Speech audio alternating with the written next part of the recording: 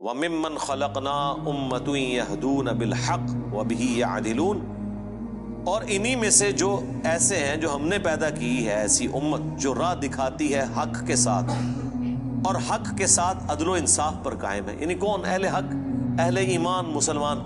جہاں کوئی اللہ کے ساتھ شرک کر رہے ہیں نا، تو اللہ نے اپنے وہ بندے بھی پیدا کیے ہیں کہ جو توحید بھی اسی طرح بیان کر رہے ہیں. بلکہ میرا تو یار یہ دعویٰ ہے، شرک اتنا شد و مت کے ساتھ لوگوں نے نہیں کیا جتنا لوگوں نے توحید شد و مت سے بیان کی ہے.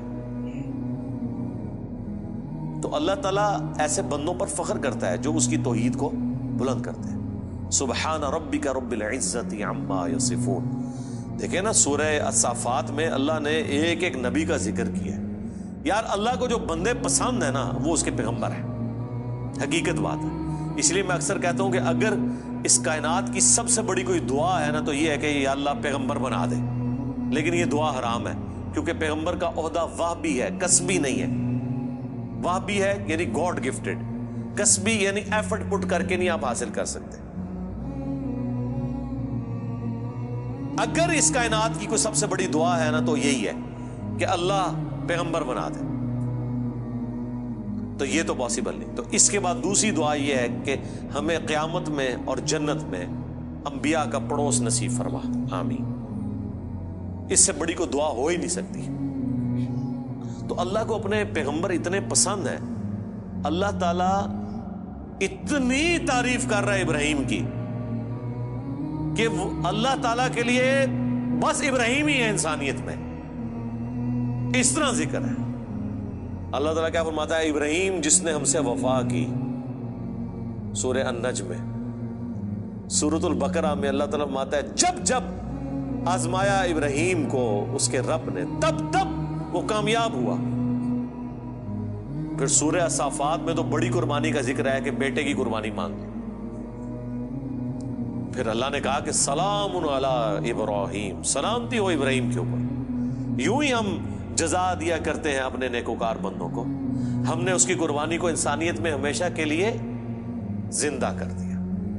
آج امت محمدیہ ہے لیکن قربانی کو کہتی ہے سنت ابراہیمی، حج کو کہتی ہے سنت ابراہیمی، اسلام کو کہتی ہے دین ابراہیمی. ملت ابیکم ابراہیم هو سماکم المسلمین من قبل وفی ھذا.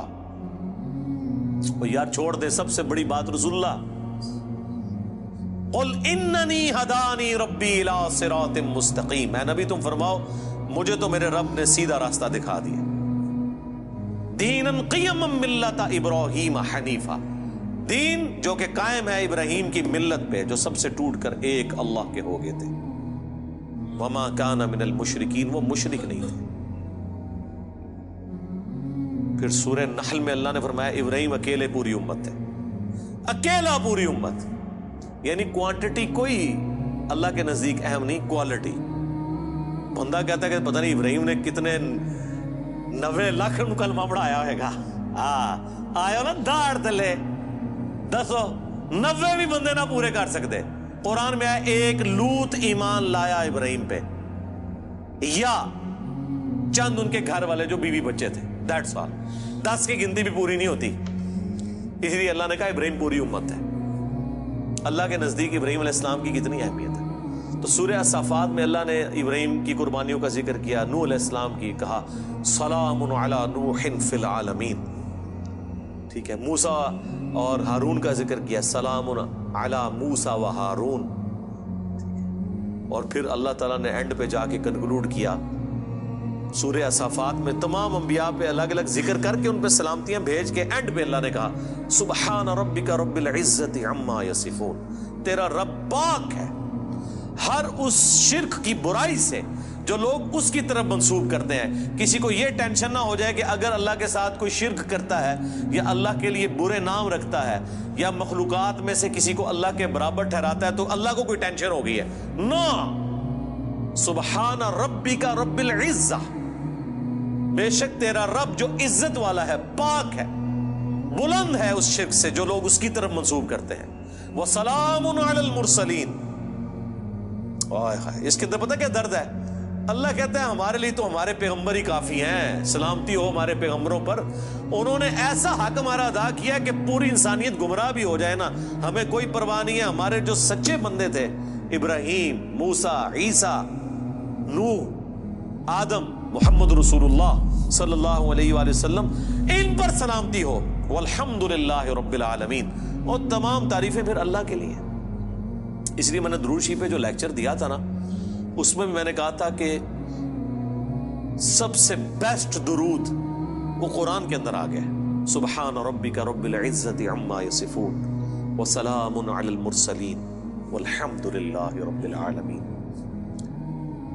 آپ کو مزے کی بات بتاؤں، یہ جو حدیث ہے نا بخاری مسلم کی کہ نبی علیہ السلام فرض نماز کے بعد پڑھتے تھے لا الہ الا اللہ وحدہ لا شریک لہ لہ الملک ولہ الحمد وہو علی کل شیء قدیر اللہم لا مانع لما اعطیت ولا معطی لما منعت ولا ينفع ذا الجد منک الجد۔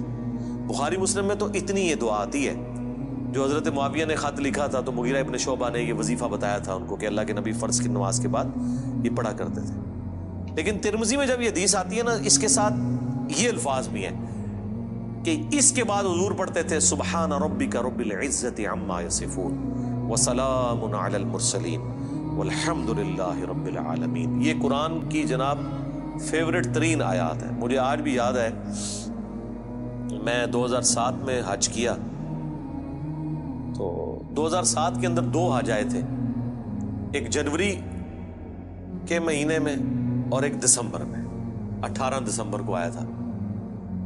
تو وہ 18 دسمبر والا جو حج تھا نا، وہ میں نے کیا تھا۔ تو میدان عرفات میں اس ٹائم تو ظاہر ہے ہم نئے خود ابھی رائے حق کے مسافر تھے، ابھی تو پتہ ہی نہیں تھا کہ اللہ نے کتنا بڑا کام لینا ہے، میں نے تو ابھی کوئی ویڈیو ریکارڈنگز بھی شروع نہیں کی تھی۔ تو میدان عرفات میں مجھے آج بھی یاد ہے، میں جب دعائیں کر رہا تھا نا، تو مجھے ایک چیز جو میرے دل میں غم کے طور پہ تھی کہ دنیا کتنی شرک میں ڈوبی ہوئی ہے، اور پیغمبر دنیا میں آتے ہیں، کوشش کرتے ہیں، ایفرٹ پٹ کر کے چلے جاتے ہیں، لیکن پھر بھی ہدایت جن کی نصیب میں ہے وہ حاصل کرتے ہیں جو ایفرٹ پٹ کر رہے ہوتے ہیں۔ تو اللہ تعالیٰ نے اتنی بڑی کائنات بنائی، اتنی مخلوقات پیدا کی، لیکن اینڈ رزلٹ یہ نکلا ہے۔ دنیاوی طور پہ تو ہم اسے ناکامی سمجھ رہے ہیں نا کہ اتنے بندے پیدا کیے تو وچوں جڑے کم دے بندے نے وہ چند ہی کی نکلے نے، باقی تو سارے فارغ ہو گئے، ٹھیک ہے۔ تو اب دنیاوی اعتبار سے تو ہم شاید اسے کریٹر کی کمزوری سمجھ رہے ہیں، لیکن اللہ تو بے پرواہ ہے، اللہ کو تو کوئی فرق نہیں پڑتا، سارے جہنم میں چلے جائیں، سارے جنت میں چلے جائیں، اللہ کو کوئی پرواہ۔ تو اس کے اوپر میں بہت زیادہ ایمفسائز کر رہا تھا اور میں بڑا پریشان تھا۔ تو اس وقت اچانک جو ہے نا اللہ تعالیٰ انسان کو چیز یاد دلواتا ہے نا، تو مجھے اللہ تعالیٰ نے میرے دماغ میں یا میرے دل میں یہ چیز ڈالی کہ سبحان ربک رب العزت عما یصفون، تمہارا رب پاک ہے جو عزت والا ہے ہر اس شخص کی برائی سے جو اس کے ساتھ شرک کو منسوخ کرتا ہے، وسلام علی المرسلین، رسول ہی کافی ہیں۔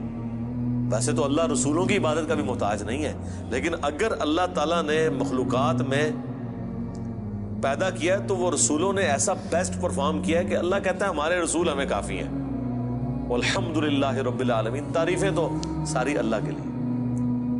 تو میں نے پھر اس وظیفے کو ہمیشہ حرز جان بنا کے رکھا ہے۔ میں ہمیشہ کوشش کرتا ہوں کہ میں اپنی ہر نماز کی پہلی رکعت میں یہ سورہ فاتحہ کے بعد پڑھوں، سبحان ربک رب العزت عما یصفون وسلام علی المرسلین والحمد للہ رب العالمین۔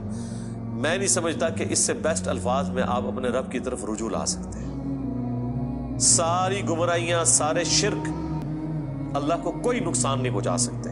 سبحان ربک رب العزت عما یصفون۔ اور اللہ کے بعد اگر کوئی حقدار ہے نا کہ اس کا شکر ادا کیا جائے تو وہ اللہ کے پیغمبر ہیں، جنہوں نے کمٹمنٹ کے ساتھ اللہ کی مخلوق تک اپنا پیغام پہنچایا، اور وہ اللہ نے اس میں ایڈ کر دیا وسلام علی المرسلین، سلام ہو رسولوں کے اوپر، والحمد للہ رب العالمین، اور تمام تعریفیں اس رب کے لیے جو سارے جہانوں کا پالک۔ تو میرے بھائی قرآن جس کو پاپا مانتا ہے نا وہ پیغمبر ہوتے ہیں، باقی آپ کے بنائے ہوئے پاپے ہیں، باقی سارے فالوورز ہوتے ہیں۔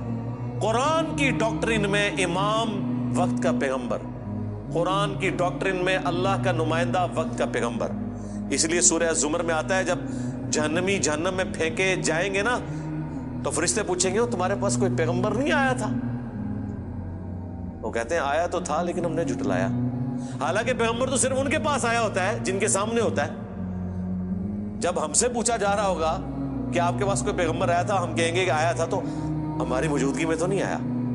اللہ جس کو امام ڈکلیئر کیے ہوئے وہ وقت کا پیغمبر ہوتا ہے، چاہے آپ نے اسے دیکھا ہے یا نہیں دیکھا، آپ اس کی زندگی میں ہیں یا نہیں ہیں۔ آپ کے لیے جس کو اللہ نے پیغمبر بنایا نا، اللہ نے آپ کو اس کے ریفرنس سے، اور یہی قرآن میں ہے کہ ہر شخص کو اس کے امام کے ساتھ اٹھایا جائے۔ ٹھیک ہے جی، اللہ تعالیٰ سے دعا ہے جو حق بات میں نے کہی ہمارے دلوں میں راسخ فرمائے، جو کوئی غلط بات میرے منہ سے نکل گئی اللہ تعالیٰ دھو ڈالے، معاف فرما دے، قرآن و سنت کی تعلیمات پر عمل کر کے دوسرے بھائیوں تک پہنچانے کی توفیق عطا فرمائے۔ سبحانک اللہم و بحمدک، اشہد ان لا الہ الا انت، استغفرک و اتوب الیک، وما علینا الا البلاغ المبین۔ جزاکم اللہ خیرا۔